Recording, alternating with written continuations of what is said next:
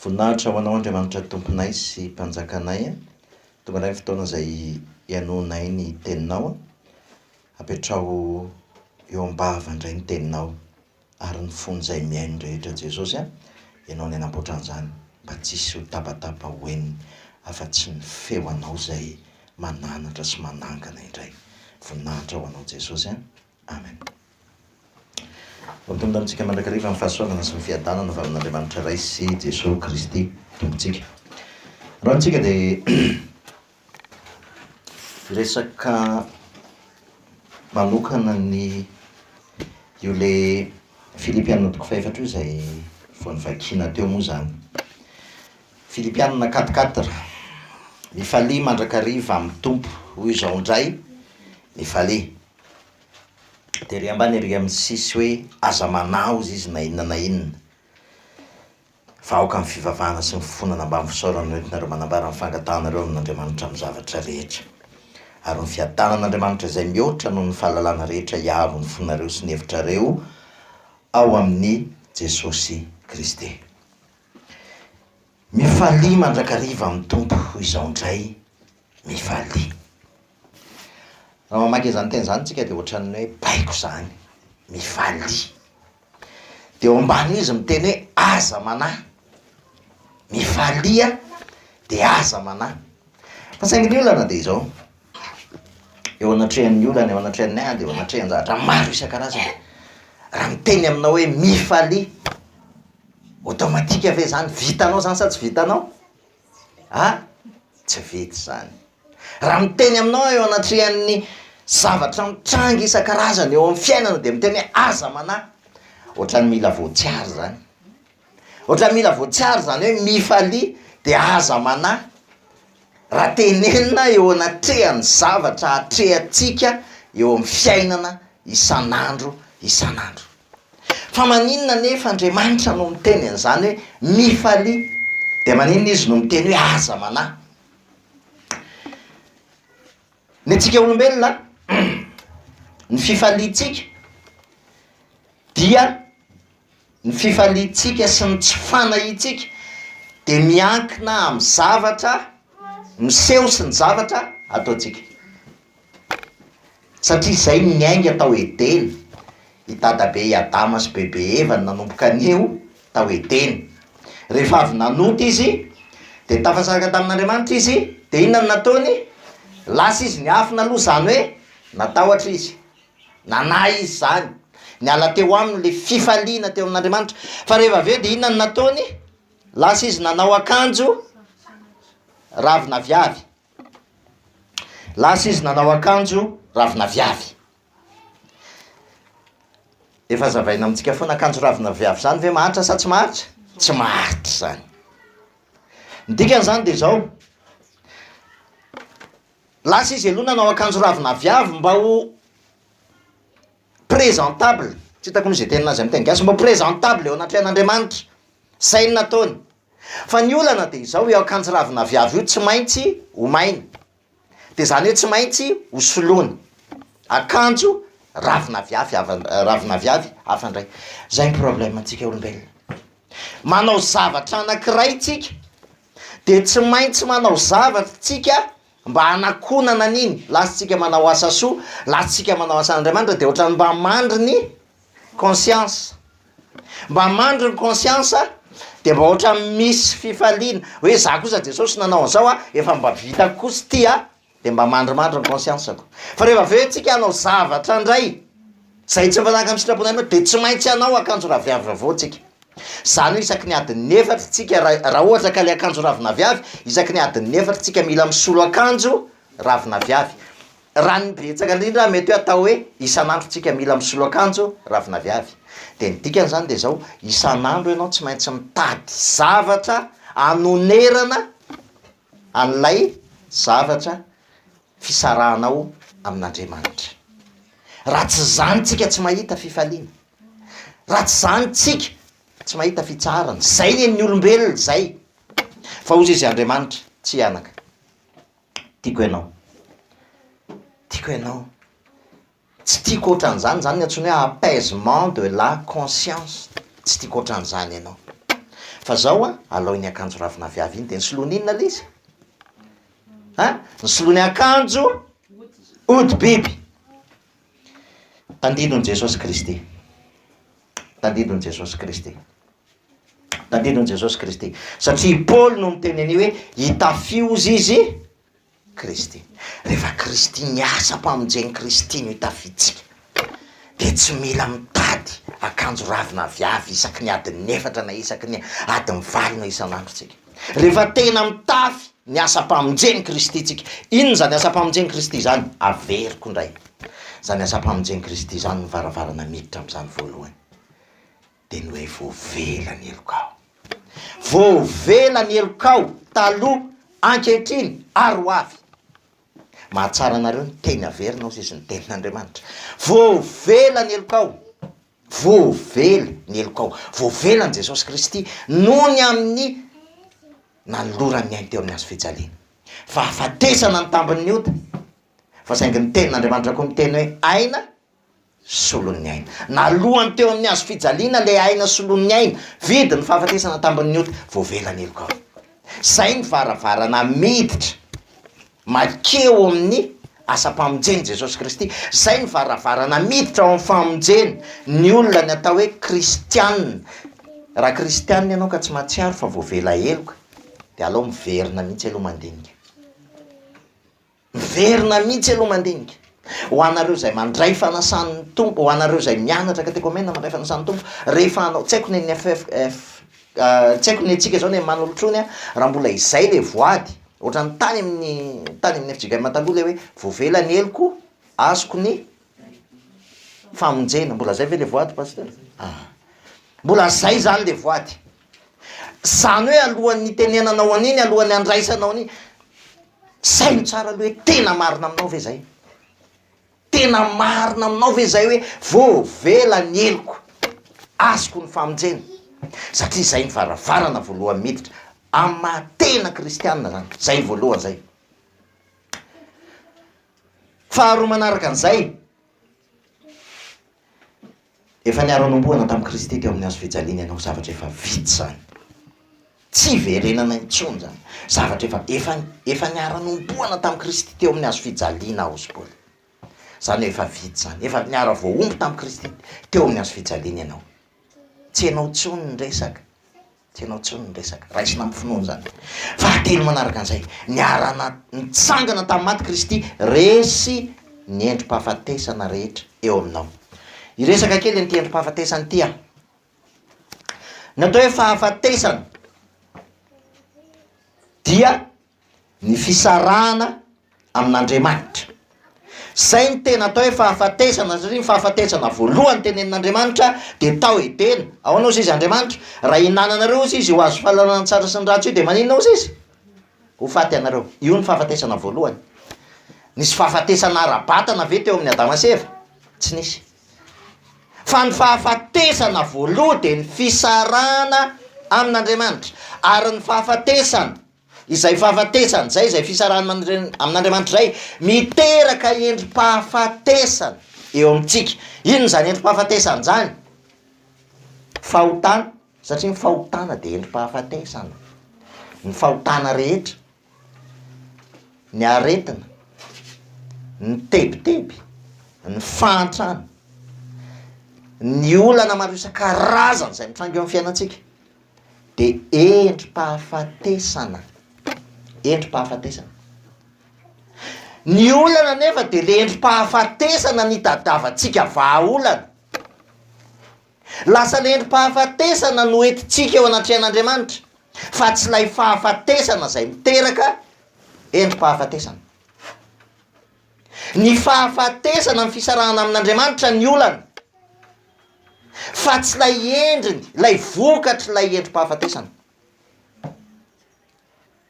Lay vokatry lay endrim-pahafatesana, vokatra fotsiny, vokatry ny fisarahana amin'Andriamanitra. Satria ny tenin'Andriamanitra teo ny atsembohan'ny tavanao ny hinananao, ho voaozina ny tany nisy hatra be dehibe nisy ozina ny tenenin'Andriamanitra teo. Ireny no nahatra ao anaty tokantrano arany, lasa voateny ny vehivavy hoe ny lehilahy, ny vadinao izy ny akina, ny akinan'ny fandrinao, ny ho fahoriana niterahanao zanaka ozona ane zany ozona zany hoe endrom-pahafatesana vokatry ilay fisarahana tamin'Andriamanitra aniritsilo ny tany ny atsembohanao ny ozony zany satria vokatry ilay fisarahana tamin'Andriamanitra tamin'ny Adama sy Eva tao edena tsy niteny mihitsy Andriamanitra hoe ny atsembohan'ny tavanao ny hinananao manjaka ozy izy am'izao rehetrarehetra zao fa rehefa tafasaraka tamin'Andriamanitra de niatra tamin'ny olombelona ny ozona ary niteraka endrom-pahafatesana be dehibe teo amin'ny olombelona niteraka endrom-pahafatesana teo amintsika zany zavatra de le endrom-pahafatesana rehefa avy eo mampalelo de zao le endrom-pahafatesana lasa problème ny olombelona lasa andehanany aty am-piangonana satria marary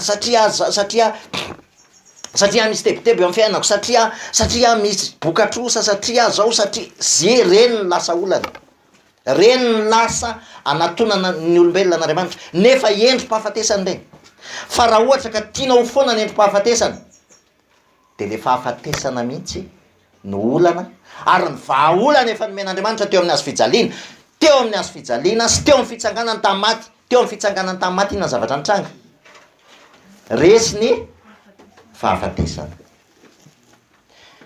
lalina be zany fa mila tena diniatsika saintsika tsara fa raha tena inotsika teo amin'ny hazo fijaliana izy nandrava ny hevitra fampisarahana voavelany eloko teo amin'ny hazo fijaliana rovitra ny hevitra lampy afaka miditra ao anatin'ny présence an'Andriamanitra amin'izay ianao ary teo amin'ny fitsanganana tamin'ny maty resy ny endrom-pahafatesana ny verina indray ny firaisana tamin'Andriamanitra ary tsy vitan'izay fa izao tsy navelanao am'izao niakatra izy de niverina nidina izy de lasa velona ao anaty izy lalina be lay fitiavan'Andriamanitra mihitsy ny mila azotsika la herin'izay asa-pamonjeny zay fa lasa tsisy tsy malala an'izany eny antsika fa mitondra inona ho atsika zany heriny zany asa-pamonjeny Jesosy zany am'izay ary zay no mahatonga an'izany averiny isan'andro isaky ny mbola eto ka avelan'i Jesosy ho eto de averiko foana zay mba ho tsapatsika zany hoe heriny asa-pamonjeny Jesosy Kristy zany heriny asa-pamonjeny Jesosy Kristy izy nampiavana anao teo amin'ny hazo fijaliana ka namela ny eloko ao izy nanombo anao teo amin'ny hazo fijaliana niara-voaombo anao teo amin'ny hazo fijaliana izy nitsangana tamin'ny maty resy le endrom-pahafatesana mampiazakazaka anao iny ny lasa olanao resy ny fahafatesana mihitsy lay fototra ny resiny nitsangana tamin'ny maty izy ary tsy vitan'izay fa izy ny lasa velona ao anatinao raha tena inotsika zay zavatra rehetrarehetra zay asa-pamonjeny Jesosy tsy misaraka zay raha tena inotsika zay de manomboka eo am'izay zany velona ao anatinao Kristy zao ny tenin'i Jesosy teo amin'ny hazo fijaliana vita zany hoe vita ny zavatra rehetrarehetra de za mba ty teny amintsika tena mila miova tanteraka amin'ny fanavozana ny saintsika ao amin'Andriamanitra tsisy ny nangatana intsony fa ny zavatra rehetra efa vita fa ny anjaratsika de no mandray ary mampiseho an'izay vitany Kristy teo amin'ny hazo fijaliana teo amin'ny fitsanganana zay ny tena fiainana kristianina de mampiseho zay efa vitan'Andriamanitra fa tsy mangataka zavatra vao tsisy nininina oforonin'Andriamanitra ho anao tsony eo tsy misy ny asa lehibe indrindra vitan'Andriamanitra de tsy ny famoronana fa ny fampihavanana atsika teo amin'ny hazo fijaliana ary ny fananganana atsika ho zanany zay ny tena asangeza indrindra vitan'Andriamanitra ary rehefa lasa zanak'Andriamanitra tsika de mamerina ao amin'ny Romanina 9:9 mazava be ny zavatra teneniny ao mantsaka amin'ny zavatra rehetrarehetra zany hoe ndony avakitsika amin'ny Romanina 9:9 Romanina 9:9 ty teny ty man tsy de tena vakitsika Romanina 9:9 zao ny teny amin'ny Romanina 9:9 ao andininy 7:10 fahinambefolo aloha zao ny teniny ao ny fanahy ozy izy de miara-milaza amin'ny fanahintsika fa zanak'Andriamanitra tsika ianao zany rehefa zanak'Andriamanitra de miteny ao anatinao io fanahy io hoe zanak'Andriamanitra ianao eo amin'ny andininy 7:10 fa izao zavatra rehetra zao ozy izy de samy maniry fatratra ka miandry ny fampisehoana ny zanak'Andriamanitra fa zao zavatra rehetra zao de nampanikena ho zava-poana nefa tsy nohony sitrapony fanozana ampanaky azy fa sady nahazo fanantenana koa fa izao zavatra rehetra zao azy de ho fitsorana amin'ny fandevozana de ny fahalovana ho amin'ny fahafahana zay momba ny voninahitra ireo zanak'Andriamanitra fa fantatsika fa izao zavatra rehetra zao de miara-miseno sy miara-marary toy izay efa hiteraka mandraka ankehitriny. Somary filoha hiteny io fa ho azavay kely vetivety fotsiny dikany de zao tontolo zao ny fahariana rehetra de voaozina noho ny fahotana tao hiteny tafasaraka tamin'Andriamanitra. Vitan'i Jesosy Kristy nampiavana atsika tamin'Andriamanitra teo amin'ny azo fijaliana sy ny fitsakanana fa saingy ny anjarantsika kosa indray de mampiseho anio hoe miverina ohatrany tamin'ny tao hitena ny fahariana rehetra. Zay ny dikan'io teny io satria no nandevozina izy lay zavatra rehetra zany itsika aloha mivonjen'Andriamanitra fa rehefa aveo anjarantsika kosa mampisometra zay ny dikan'ny teny hoe mipetraha eto an-tanako ankavanako izy mandra-panao ny fahavalinao rehetra ho fitoerany tongotrao.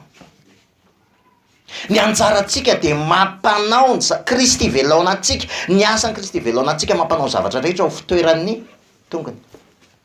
Zany hoe efa vita ny fandresena io fa itsika mampiseho anazy eo amin'ny tontolo hita maso.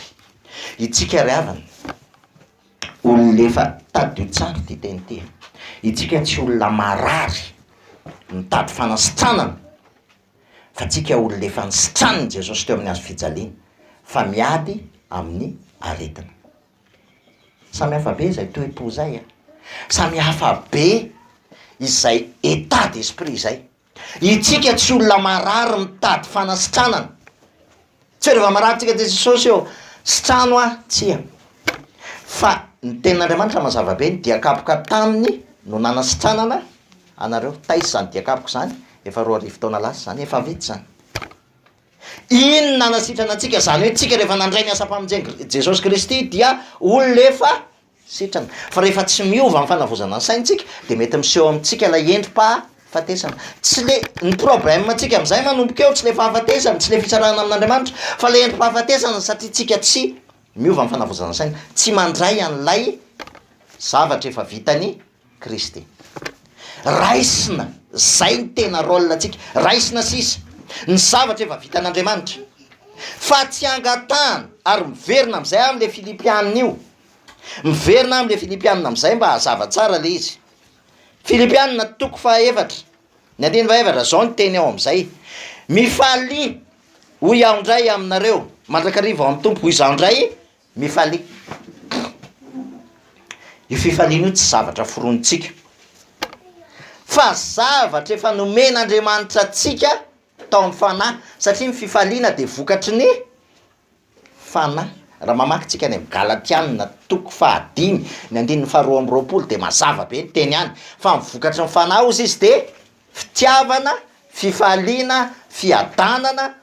Misy anankisivy izy any, misy anankisivy izy any ary amin'ny teny frantsay izy io mahavariana be fa amin'ny teny frantsay zao ny teny ao le fruit de l'esprit est de anankisivy ny tanysaina.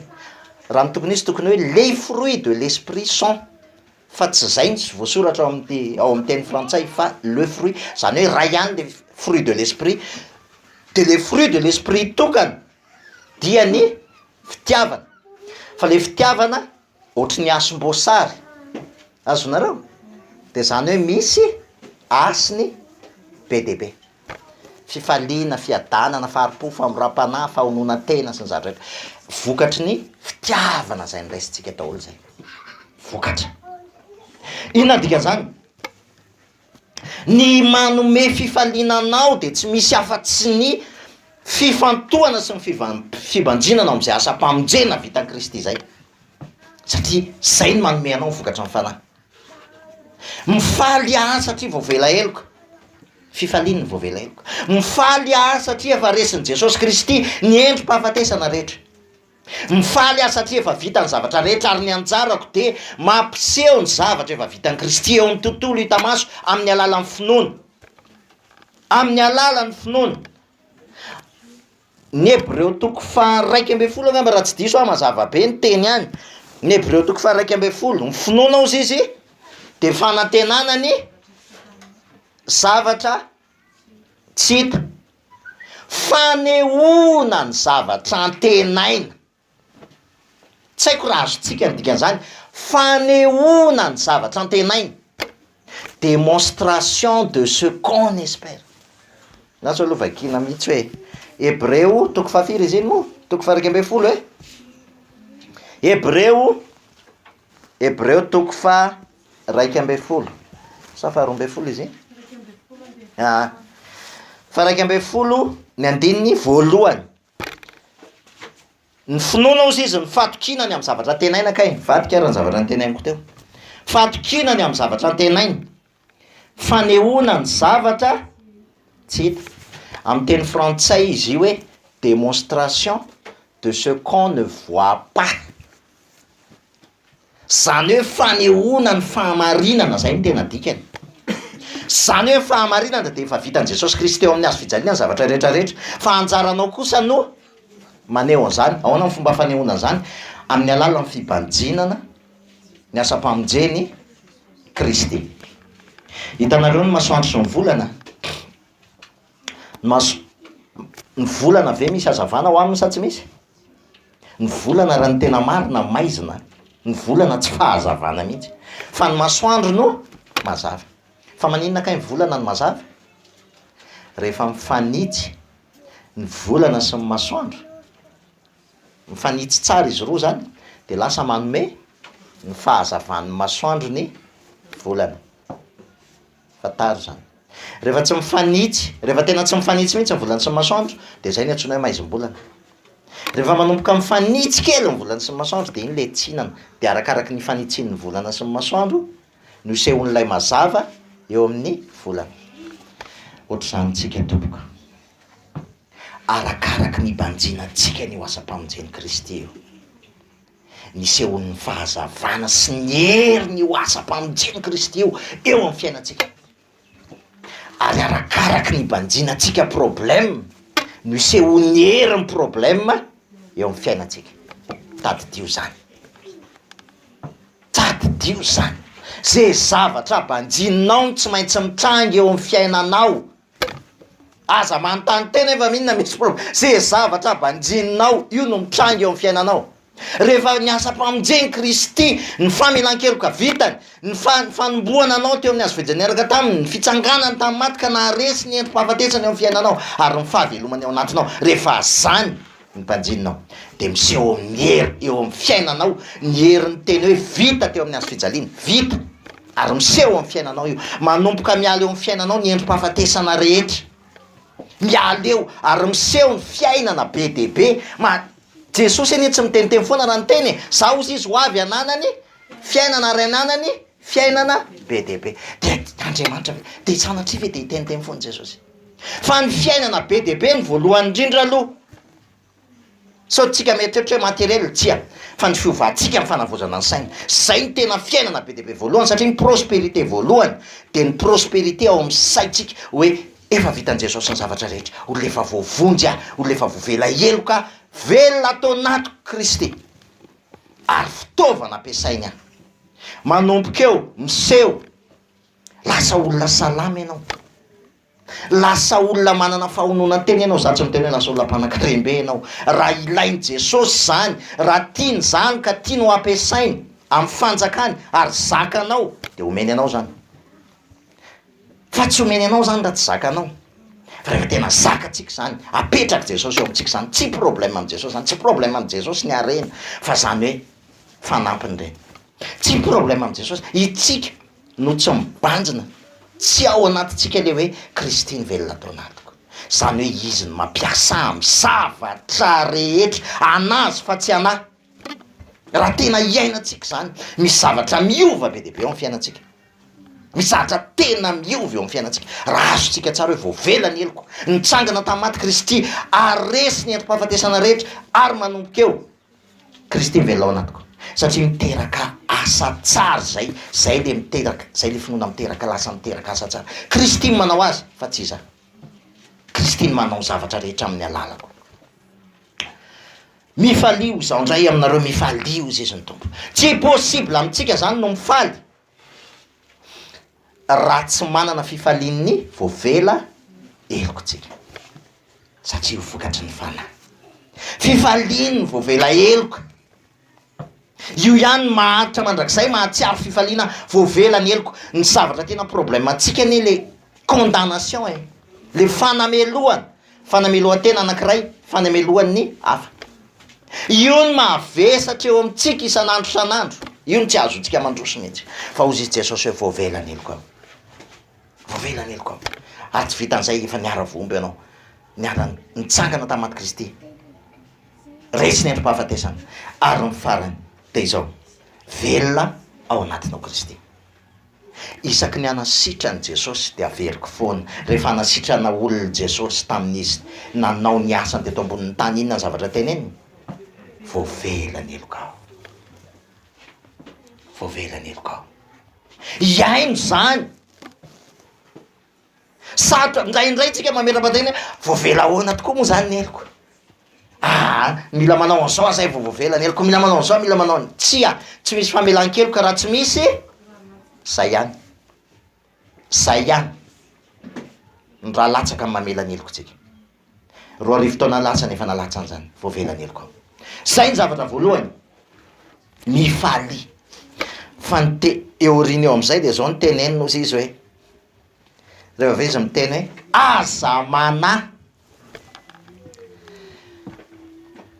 eo amin'ny fiainana rehefa mijery ny tontolo hita-maso tsika tsy possible zany hoe aza mana zany tsy possible zany hoe aza mana zany rehefa mijery ny tontolo hita-maso tsika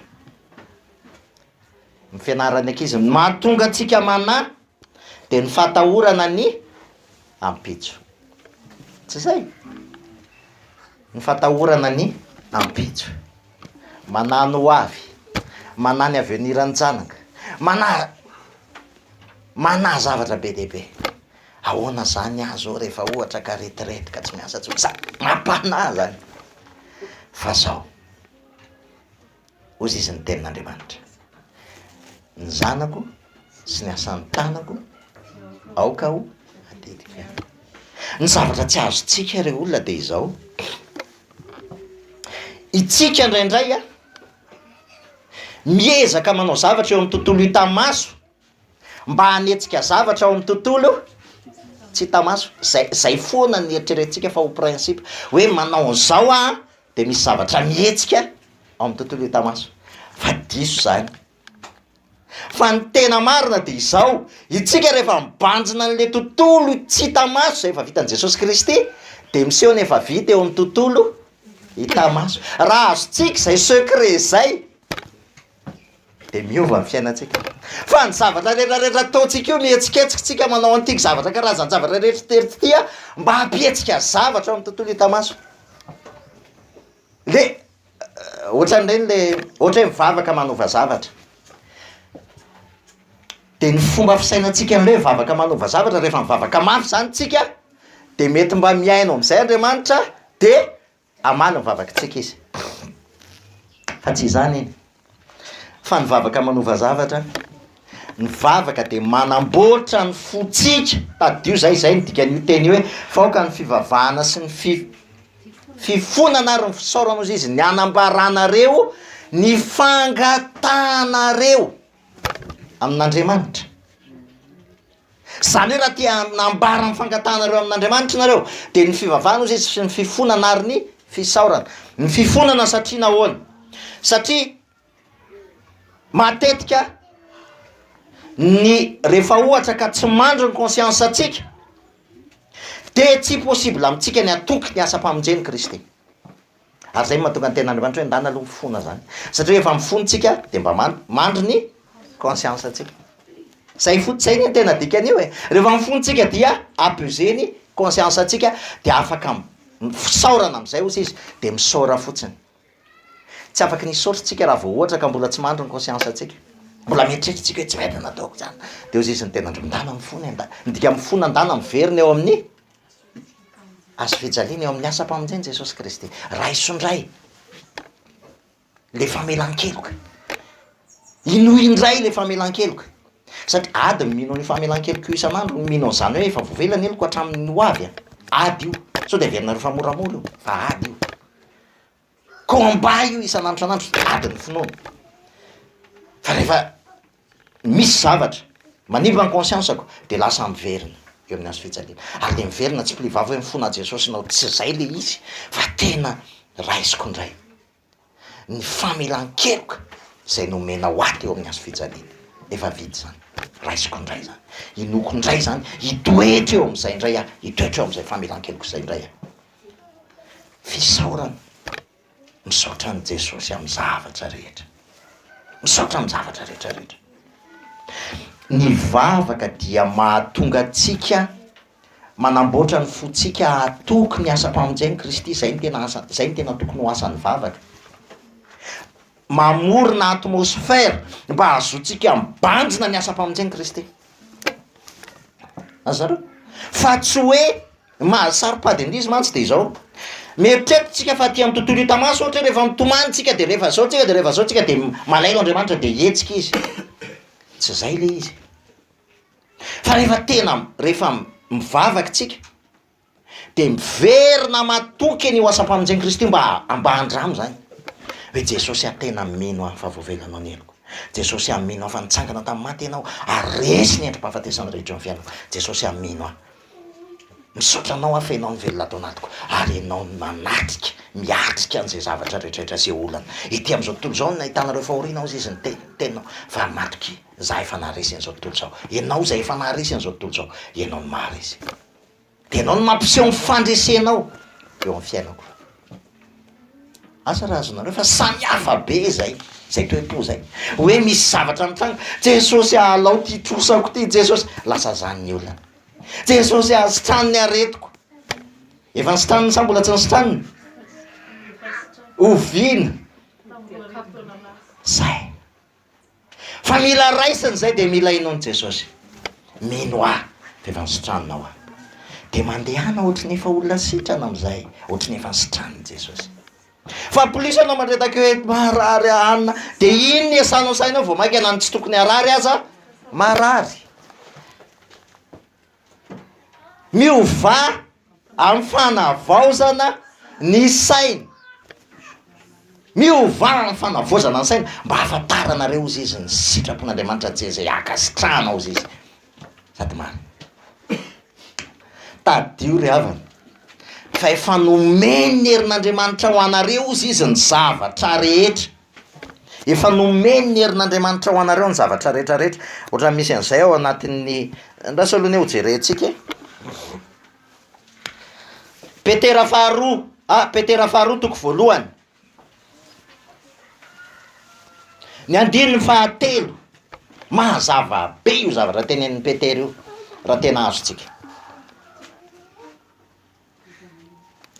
amin'ny anaran'i Jesosy zao vaky ny ao Petera faharoa toko voalohany andininy fahatelo efa nomeny ny herin'Andriamanitra ho antsika ny zavatra rehetra momba ninona hony momba ny fiainana sy ny toe-panaraka an'Andriamanitra amin'ny fahalalana lay niantso antsika tamin'ny voninahiny sy ny fahatsarany wow ary izany ozy izy natanterahany amintsika ireo teny fikasana sady solo lehibe indrindra mba ho tonga piray amin'ny fomba an'Andriamanitra amin'izany ianareo rehefa afa nandositra ny fahalitoana izay eo amin'izao tontolo zao noho ny filany efa niara-nomboana tamin'i Jesosy teo amin'ny azo fijaliana efa vita koa zany efa vita zany itsika tsy mpanota intsony rehefa nandray ny asa-pamonjeny Jesosy Kristy tsika tsy hoe mpanota mitady famelan-keloka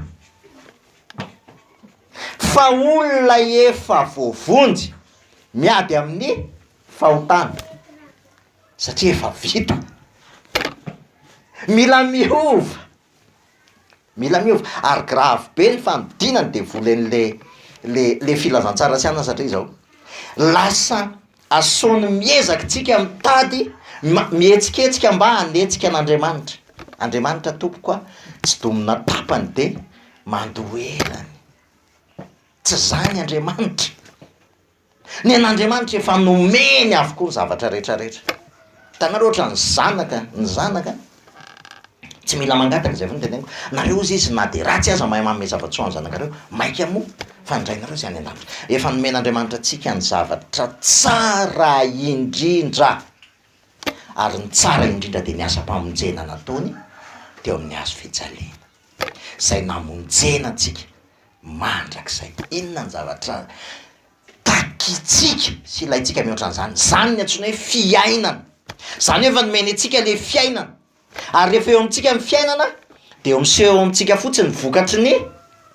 fiainana fa raha tsika nomena ao anaty fahafatesana dia miseho amintsika mivokatry ny fahafatesana tadio zay tadio tsara zany rehefa ny fiainana ny ao anatinao dia miseho aminao ny fiainana ny vokatry ny fiainana rehefa ny fahafatesana ny ainanao dia miseho aminao ny endrim-pahafatesana lozika zany fa saingy zao tsika efa ny aina tao anaty endrim-pahafatesana tsy haiko nandritra ny firy taona dia lasa zatra n'izay tsika dia tamana ao anatin'izay tsika dia te ilona ao anatin'izay tsika anyka na omeny jesosy atsika raha ny fiainana dia mieritreritra indraindray fa ny tokony ho atsika dia mbola ilay endrika fahafatesana satria tsy miova amin'ny fanavozana ny saina tsy miova amin'ny fanavozana ny saina zay le zavatra nazavaiko ozy izy momba ny fahafantarana hoe ianao ne zanak'Andriamanitra raha isary an-tsaina ohatra itsika zao malagasy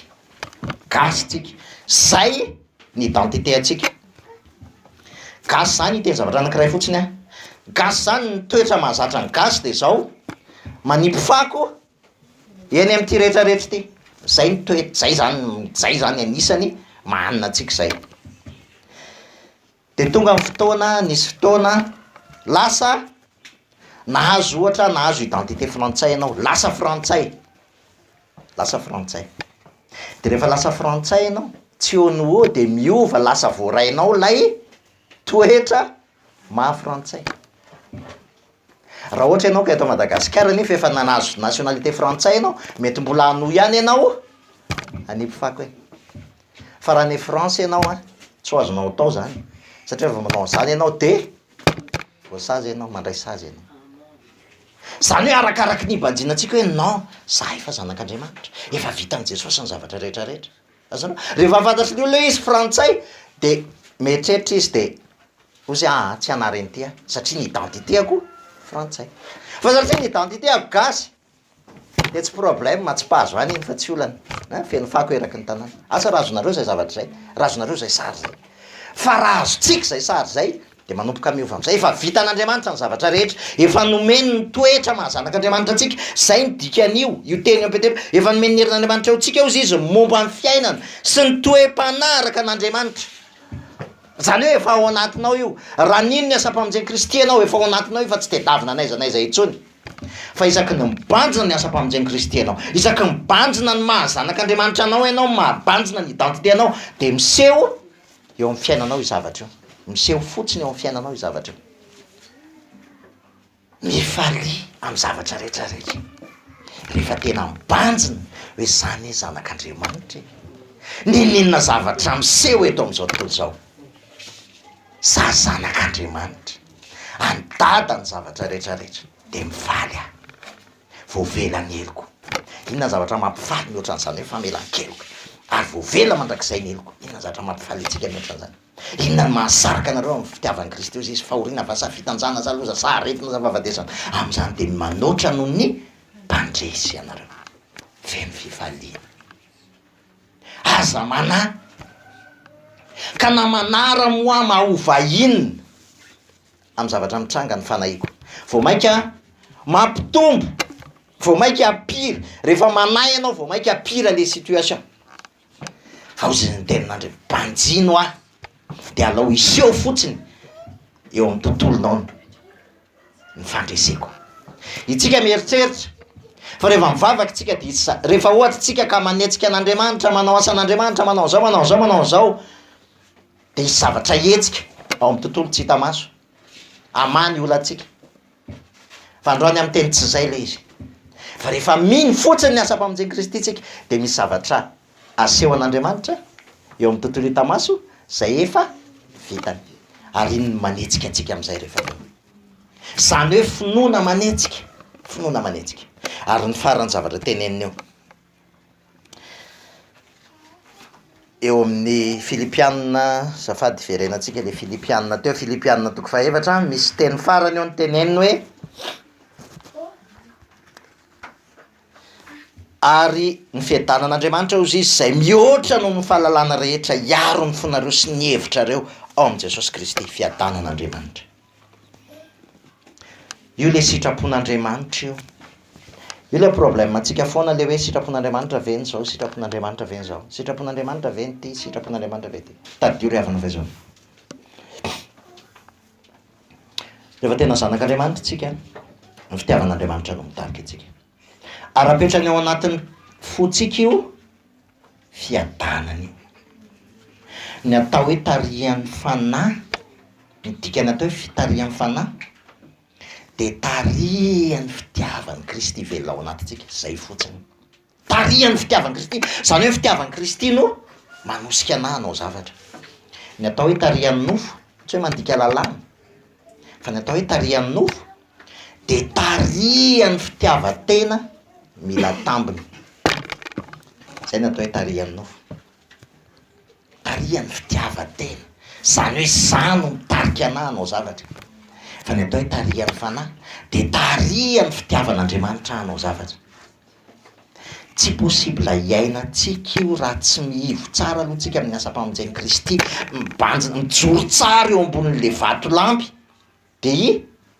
Kristy sy ny asa-pamonjeny zany tsy possible tena tsy possible satria tsy possible ho atosika io fitiavan'Andriamanitra io mihitsy tsika raha tsy Kristy fitiavana ny velona ao anatintsika tena tsy possible fa lasa tsy maintsy lalàna ditsy ny zavatra ohatran'izany no hitarika atsika hoe ty azo atao ty tsy azo atao ty mety ty tsy mety lasa zay foana hitarika atsika de nefa fitarihan'ny nofo zany fa ny tena fitarihan'ny fanahy de fitarihan'ny fitiavan'Andriamanitra io ary io nefa tsy miasa fa tsy ao anatin'ny fiadanan'Andriamanitra zay ny dikan'io teny io ny fiadanan'Andriamanitra ozy izy zay mihoatra noho ny fahalalana tsara rehetra tsy haiko raha azosika ny dika zany fiadanan'Andriamanitra zany hoe io fiadanana io zany io ny tena io ny anisan'ny tena zavatra ngeza be mitoetra ao anatin'ny zanak'Andriamanitra io ny tena io izy izy ny fahalalana an'Andriamanitra zany hoe rehefa mitoetra ao anatin'le fiadanan'Andriamanitra tsika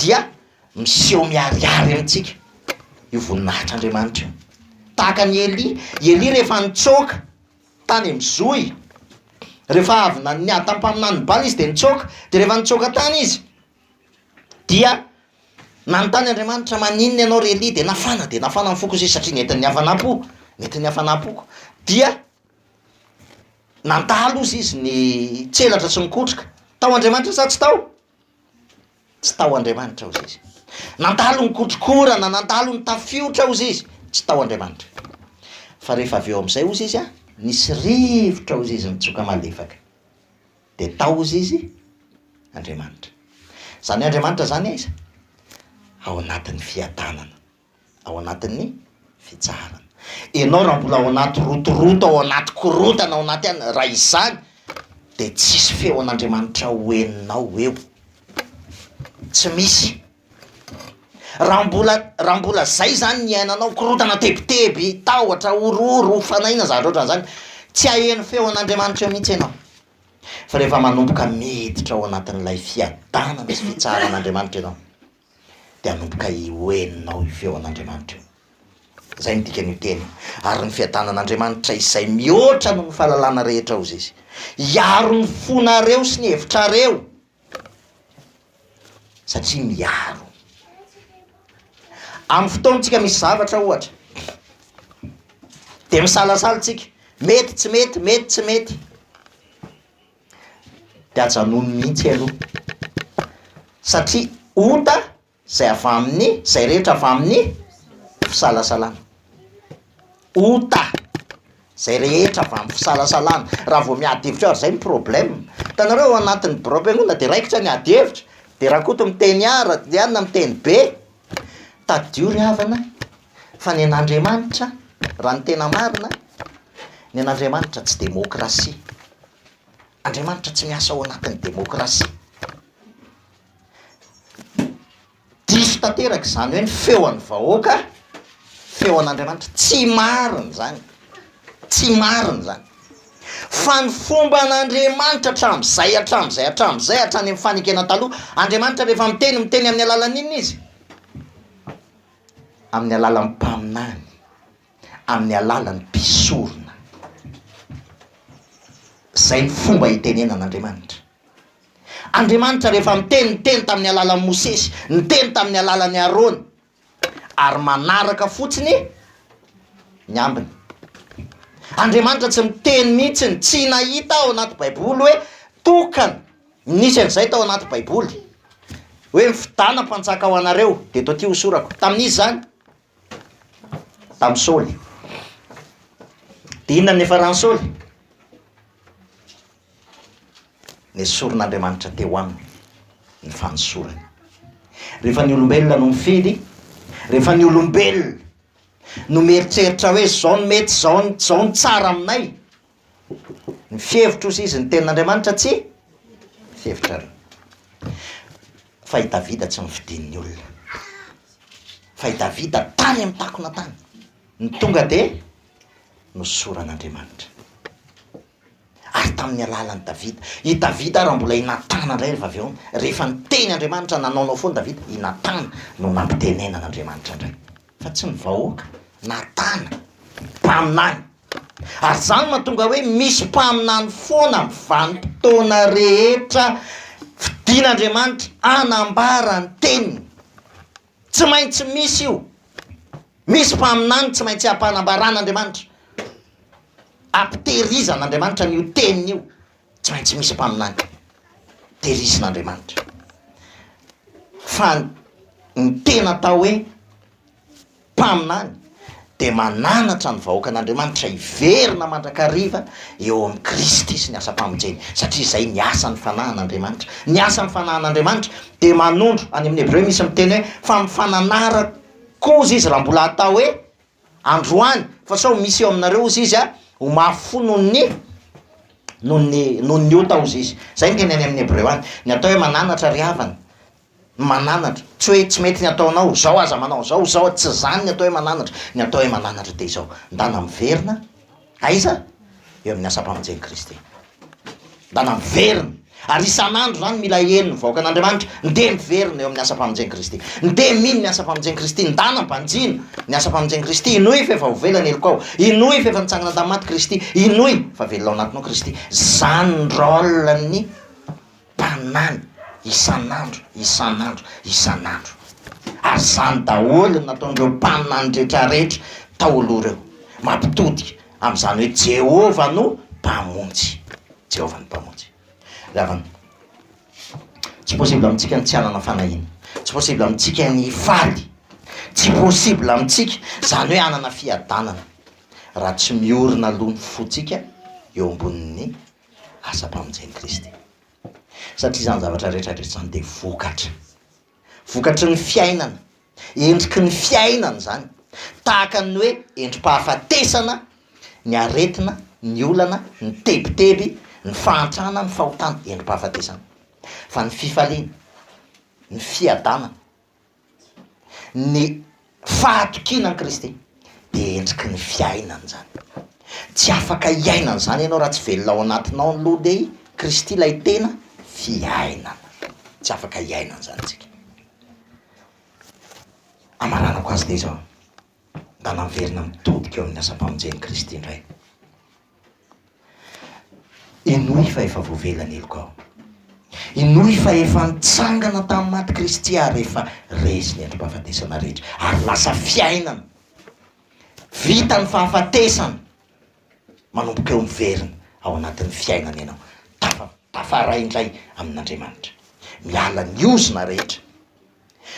Tsy ny kristianina tsy misy ozona zany, tsisy fanapahana ozona, tsisy fanapahana ozona amin'ny fametrahan-tanana zany. Ny fanapahana ozona de efa vita teo amin'ny hazo fijaliana. Ny fanapahana ozona de ny finoan'ny olona amin'ny fotoana ny olona mino ny asa-pamonjeny Kristy, tapaka ny ozona rehetra eo amin'ny fiainana. Tsy misy an'izany ozona zany tsony, tapaka ny ozona, satria ny ozona endrim-pahafatesana.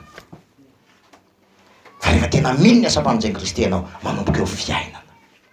Ary inoy farany fa Jesosy Kristy mivelona ao anatinao. Ary raha Kristy mivelona ao anatinao, ninoninona zavatra mitranga eo amin'ny fiainanao, izy ny miatrika an'izany. Izy ny miatrika an'izany, na inona na inona, tsisy mahasaraka anao amin'ny fitiava Kristy, na fahoriana, na loza, na aretina, na sy fahafatesana. Fa amin'izany dia manoatra no ny mpandresy anao ao amin'ilay mampahery anao ty Jesosy Kristy zany. Voninahitra ho an'i Jesosy. Amen.